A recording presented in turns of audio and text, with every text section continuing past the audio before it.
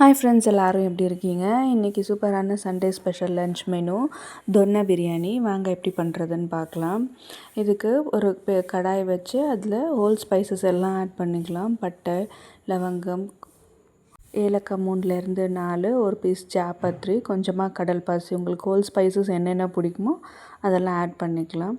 அதோடு கூட ஒரு பீஸ் இஞ்சி, ஒரு ஸ்லைஸ் இஞ்சி, 10லேருந்து 15 பல் பூண்டு, அதையும் இதிலேயே போட்டு ஒரு ஸ்பூன் எண்ணெய் விட்டு நல்லா ஒரு 2 மினிட்ஸ்க்கு ரோஸ்ட் பண்ணி எடுத்துக்கலாம். அதுக்கப்புறம் 2 மீடியம் சைஸ் வெங்காயம் இந்த மாதிரி ஸ்லைஸ் பண்ணி அதையும் இதிலேயே ஆட் பண்ணிக்கலாம். 2 மினிட்ஸ் நல்லா ஒரு ட்ரை ரோஸ்ட் பண்ணி எடுத்துக்கலாங்க.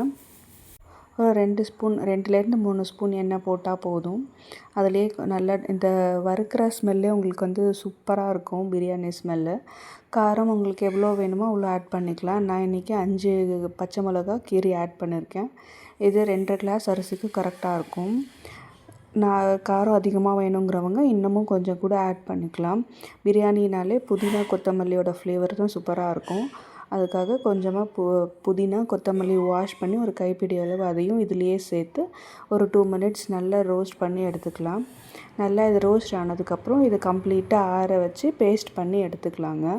இது பேஸ்ட் பண்ணி ரெடியாக வச்சதுக்கப்புறம் ஒரு குக்கரில் நீங்கள் எதில் பிரியாணி செய்ய போகிறீங்களோ அதில் அந்த குக்கர் வச்சு அதில் ஒரு 100 ml கடலை எண்ணெய், கொஞ்சமாக நெய், பட்ரு, உங்களுக்கு எது வேணுமோ அதை ஆட் பண்ணிக்கோங்க. ஹோல் ஸ்பைசஸ் ஆட் பண்ணிக்கலாம். பிரியாணி இலை, ஸ்டார் அனீஸ், பட்டை, லவங்கம், ஏலக்காய் இதெல்லாம் நான் போட்டிருக்கேன் இன்றைக்கி.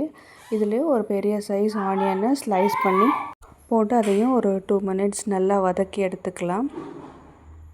உங்களுக்கு எண்ணெய், பட்ரு, நெய் இது ஆப்ஷன் தான். இது 3ல் எது போட்டாலும் பிரியாணிக்கு ரொம்ப சூப்பராகவே இருக்கும். இந்த ஆனியன் நல்லா சாட்டே ஆகிறதுக்குள்ளே நம்ம வெஜிடபிள்ஸ் மேரினேட் பண்ணி எடுத்து வச்சுருந்ததை ஆட் பண்ண போகிறோம். நான் இன்றைக்கி அதுக்கு 2 கேரட்டு, 2 பொட்டேட்டோ, ஒரு 15 பீன்ஸு, ஒரு கைப்பிடி அளவு பச்சை பட்டாணி, அதை ஒரு 20 மினிட்ஸு ஒரு தயிரில் மேரினேட் பண்ணி வச்சுருந்தேன். கண்டிப்பாக ஒரு 20 மினிட்ஸ் மேரினேட் பண்ணி வச்சிங்க அப்படின்னா மட்டும்தான் இந்த பிரியாணியோட டேஸ்ட் நல்லாயிருக்கும். 15 மினிட்ஸ் மேரினேட் பண்ணி வச்ச வெஜிடபிள்ஸையும் நான் இதிலே ஆட் பண்ணி நல்லா சாட்டே பண்ண போகிறோம். ஒரு 2 மினிட்ஸ் நல்லா சாட்டே பண்ணதுக்கப்புறம் தட்டு போட்டு க்ளோஸ் பண்ணி வச்சுருங்க. அதுக்கப்புறம் நான் இங்கே அரைச்சி வச்சுருந்தோம் இல்லையா பேஸ்ட்டு, அதையும் இதிலேயே ஆட் பண்ணிக்கிறேன். அரைச்ச பேஸ்ட்டையும் ஆட் பண்ணி ஒரு 2 மினிட்ஸ் நல்லா எண்ணெயில் வதக்கணும். இது கூடயே ஒரு 2 ஸ்பூன் மஞ்சள் பொடியும் நான் ஆட் பண்ணுறேன். அதையும் ஆட் பண்ணி கொஞ்சம் எண்ணெய் பிரிகிற அளவுக்கு அந்த வெஜிடபிள்ஸ் எல்லாம் வதக்குற அளவுக்கு கொதிக்க வச்சதுக்கப்புறம் நான் இன்றைக்கி 2.5 கப் அரிசிக்கு 5 கிளாஸ் தண்ணி ஆட் பண்ணியிருக்கேன். அதோட கூட உப்பையும் ஆட் பண்ணிவிட்டு தண்ணி கொதித்ததுக்கப்புறம் நம்ம எடுத்து வச்சுருந்த பாஸ்மதி அரிசி கழுவி ஒரு 20 மினிட்ஸ் அதையும் நான் ஊற வச்சுருந்தேன். அதையும் இதிலே ஆட் பண்ணி கலக்கி விட்டுறலாம்.